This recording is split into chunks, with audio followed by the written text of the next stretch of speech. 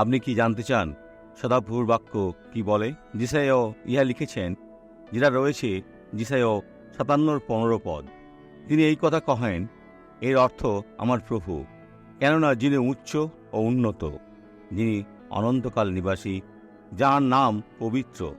আমি ঊর্ধ্বলোকে ও পবিত্র স্থানে বাস করি, চূর্ণ ও নম্রাত্মা মনুষ্যের সঙ্গে বাস করি। কিন্তু কেন, ডক্টর সোয়াস? যেন নম্রদিগের আত্মাকে সঞ্জীবিত করি, তাদের জীবনে ফিরিয়ে আনার জন্য, ও চূর্ণ লোকেদের হৃদয়কে সঞ্জীবিত করি। আপনি কি নিজেকে অসহায় ভাবছেন? আপনার জন্য বিষয়গুলি কি কাজ করছে না? শত্রু কি আপনার মনে বিভিন্ন পরিকল্পনাকে স্থাপন করছে? বাইর করে দিন, এগুলি দিয়াবলের কার্য। এই বাক্যকে ধরে রাখুন। ঈশ্বর দুটি বিষয়কে আপনার জীবনে পুনর্জীবিত করতে চান, আপনার আত্মা ও আপনার হৃদয়কে। ভাই, আপনার ভগ্ন হৃদয়কে তিনি আপনাকে জয় দেবেন। যে ব্যক্তি সাক্ষ্য দিচ্ছে তাকে দেখুন। ডক্টর সোয়াস, 14 বছর আগে পা পিছলে আমি পড়ে গিয়েছিলাম, আর পড়ে গিয়ে এই দিকে আমার আঘাত লেগেছিল।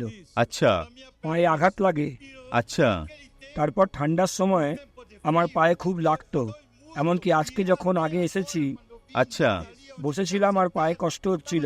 এখন কেমন আছে? এখন আর লাগছে না, ঈশ্বরের ধন্যবাদ। ও বন্ধুরা, কত সুন্দর বিষয়। বন্ধুরা, সেই কারণে আমি বলেছিলাম আমাদের অবশ্যই বিশ্বাস রাখতে হবে। আসুন প্রার্থনা করি। পিতা, আজ কত লোক তোমার আশীর্বাদকে লাভ করবে। প্রভু, তুমি হৃদয় ও আত্মাকে পুনর্জীবিত করছো, আর দিয়াবলের সমস্ত কার্যকে নিষ্ক্রিয় করছি। মন্দকে বাহির করে বলি, যিশুর নামে ছেড়ে যাও। আর আপনি বলুন, আমেন। দিন শুভ হোক।